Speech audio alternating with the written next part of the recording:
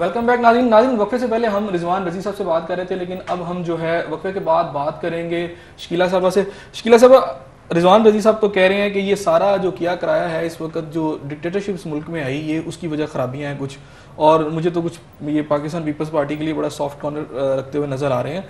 लेकिन बात यह है कि वो अपनी जगह पर भुट्टो की जो पॉलिसियाँ थी, रोटी कपड़ा मकान, और मेरा ख्याल उस दौर में करप्शन का एलिगेशन भुट्टो साहब पे कोई भी नहीं लगा सका। लेकिन आज क्या आप नहीं समझती कि जिस मुल्क के अंदर एक्सटर्नल डेट 54 बिलियन हो और हमारा 3 बिलियन जो एवरी ईयर जो है उसको जो डेट सर्विसेज पे जा रहा है, उसको सर्विंग पे जा रहा है, हमारे यहाँ जो हमारी फेडरल कैबिनेट है उसका जो डेली का खर्चा है वो 38 लाख रुपए है, जो हमारी फेडरल गवर्नमेंट जो इस वक्त चल रही है। और हमारे जो अल्ले तल्ले हुक्मरानों के वो इतने ज़्यादा हैं, फॉरेन टूर प्राइम मिनिस्टर के देख लें, प्रेसिडेंट के देख लें, कौम का एक खतीर जो रकम है वो तो उस पर चली जाती है। तो फिर ये जो सैलाब से मुतासर लोग हैं इनकी कौन करेगा खिदमत। अभी तक बेशतर इलाकों में आज भी देख लें वो जो लोग हैं वो फ़ौज की बात करते हैं, फेडरल गवर्नमेंट की बात नहीं करते, इवन वो पंजाब गवर्नमेंट की भी बात नहीं कर रहे। जमहूरियत तो बहाल हो गई, हम सारे दावेदार हैं जी जमहूरियत बहुत ज़्यादा अच्छा एक ऐसी चीज़ है, पाकिस्तान का एक ऐसा अच्छा सिस्टम है कि इसके बगैर पाकिस्तान चल नहीं सकता, लेकिन लोगों के मसाइल की जमहूरियत नहीं हल कर पा रही। इसे आप किस तनाजुर में देखेंगे? नहीं, आपने बैक वक्त बहुत सारी बातें की हैं। आप इस बात से तो इनकार नहीं किया जा सकता। मैं तो ये कहूँगी कि एक प्रोग्राम आप सिर्फ इस पर रखिए कि इन 30 सालों में हमारे साथ क्या हुआ, तो फिर उससे बात आगे बढ़ सकती है। बहरहाल एक गलत फहमी जो मैं दूर करना चाहती हूँ, मैं ज़ाती तौर पर चूँकि पार्लियामेंट की मेंबर हूँ, कि जब भी पार्लियामेंट बुलाई जाती है तो उस वक्त कमो बेश 2 या 3 मरतबा 1 to 1 हमारी एक प्राइवेट मुलाकात ज़रूर होती है। सदर साहब से होती है, वज़ीर आज़म से होती है। और वज़ीर आज़म को आप ये ना समझे वो देखने में बहुत अच्छे लगते हैं, स्मार्ट लगते हैं कि वो कोई किरदार, वो वाकई वज़ीर आज़म है। लेकिन आपको ये भी नहीं भूलना चाहिए कि मोहतरमा की शहादत यकदम हुई और जरदारी साहब इतना अरसा 9 साल जेल में रहे। अचानक आते ही पार्टी की क़यादत उनको संभालनी पड़ी और सारी पार्टी को समेटना पड़ा, इलेक्शन लड़ने पड़े। तो वक्त लगता है एक दूसरे को ज़रा समझने में।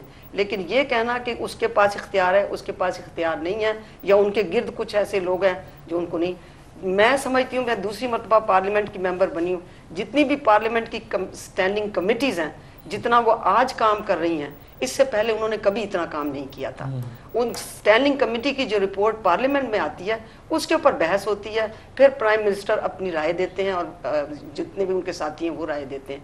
तो ये बात नहीं है कि हमारे जो सदर साहब हैं वो कोई हुक्म देते हैं। तो अच्छा, मैं एक वाकया आपको बयान करूंगा, एक वाकया करना चाहूंगा। एक बात और प्राइम मिनिस्टर साहब ने शुरू में सैलाब के लिए एक इन्हें कैंप का टूर करवाया गया, वो सारा जाली सा कैंप था। तो फिर अगर प्राइम मिनिस्टर इस तरह के कैंपों का विजिट करते रहे तो क्या मेहमान अदा करने को नहीं, ये गलत बातें हैं। इस किस्म के अल्फाज इस्तेमाल करने चाहिए।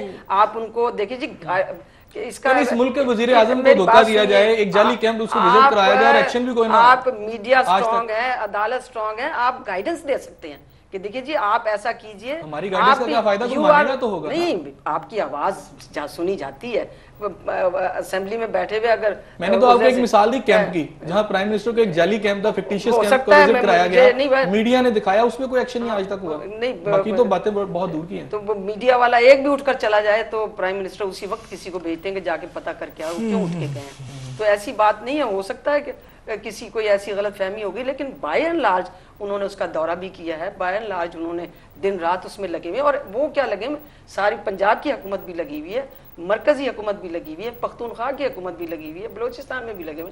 सब ये ऐसा सानिया है जो हम सबको बहैसियत कौम उसको करना है। उसमें कुछ गलतियां भी हो सकती हैं, कुछ पिछली कोताहियां भी चली आ रही हैं, उनको भी देखा जाएगा कि इन बैराजिस का क्या हाल है, इन नहरों का क्या हाल है, आखिर इनको क्यों नहीं फाल किया गया, आखिर क्यों नहीं स्टडी की पिछली किताब। अच्छा, मैं बैराजिस की तरफ भी जाऊंगा, कालाबाग डैम की तरफ भी जाऊंगा, जो इन्होंने कहा जी वो पाकिस्तान पीपल्स पार्टी ही बनाएगी।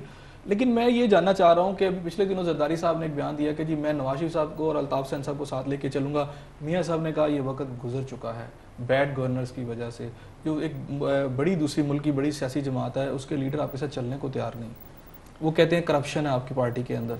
नहीं, देखिए कॉन्फिडेंस बिल्ड करने में टाइम लगता है थोड़ा सा, और मैं समझती हूँ अगर दोनों तरफ से कॉन्फिडेंस बिल्डिंग की कोशिश हो तो हम इकट्ठे चल सकते हैं और चलना चाहिए। हमारी बका ही इसमें है कि ये दो बड़ी जमातें हैं और पीपल्स पार्टी तो चारों सूबों की है और इनका पंजाब में होल्ड है, तो ये दोनों पार्टियां मिलकर मुल्क की फलाह के लिए और अवाम की बहबूद के लिए जिस अजाब में लोग मुब्तला हैं शुरू से लेकर अब तक, कि तो जमहूरियत बदनाम होने की बजाय उसको हम कामयाब बनाएं और इस अजाब से हम निकलें। अच्छा, आप नहीं समझते कि आपकी पार्टी की सतह पर ऐसे काम हुए हैं, ऐसे गलत काम हुए हैं, ऐसे करप्शन के वाकयात हैं जिसकी वजह से जो फिर जो उनका जो मौक़िफ़ है नून लीग का वो सही है? मुझे करप्शन का मुझे बताएं तो सही। मुझे जाती तौर पर मैं 30 साल से पीपल्स पार्टी के साथ 25 साल से रेलवे से लेके इस वक्त सब जो मुल्क के बड़े जो आपके इदारे हैं सबके अंदर करप्शन की रिपोर्टें बाहर आ चुकी हैं और उसके हेड जो है इस वक्त फेडरल गवर्नमेंट है, इस वक्त उनको चलाने के लिए उसकी जिम्मेदारी सारी 30-60 साल। आप पीए ले लें, आप रेलवे ले लें, रेलवे की जो पोजीशन है पाकिस्तान की हिस्ट्री में कभी नहीं हुआ कि इतनी बड़ी तादाद में ट्रेनें बंद हो जाएं। देखिए, हर इदारे को मेंटेनेंस की जरूरत होती है, उसमें जिंदगी डाली जाती है, उसको बढ़ाया जाता है। ये 30 सालों में उनके बारे में कुछ किया ही नहीं किया। रेलवे की इतनी जमीनें थी, हम हर वक्त बहस करते हैं असेंबली के अंदर, और इसी तरह इन बैराजेस का हाल है, तो इसकी तरफ तवज्जो ही नहीं दी गई। हमारे पास तो 2-2.5 साल में आप सारा हिसाब हमसे मांगते हैं, इस पे आप निशानदेही कर रहे हैं, बहुत अच्छी बात है। और मैं असेंबली में भी बात करूंगी, स्टैंडिंग कमेटी में बात करूंगी, और जो हमारी प्राइवेट मीटिंग होती है जब असेंबली कॉल होती है उसमें भी मैं बात करूंगी। बाकी आपका ये कहना कि हुकूमत अपने अखराजात कम करे, तो सादगी इख्तियार करनी चाहिए, और मैं आपको ज़रूर इस बात का इल्ज़ाम दूंगी मीडिया को कि आप इस सादगी के बजाय और फजूलियात के लिए तशहीर ज़्यादा करते हैं। राइट। अभी रिजवान साहब, मैं इन्होंने कहा सादगी की, मैं कल जाना तो चाह रहा था जो बैराज और जो बंद तोड़े गए उसकी तरफ, लेकिन मैं पहले ये आपसे जानना चाहूँगा। इन्होंने कहा जी सादगी इख्तियार करना चाहिए, भी ये कह रही हैं।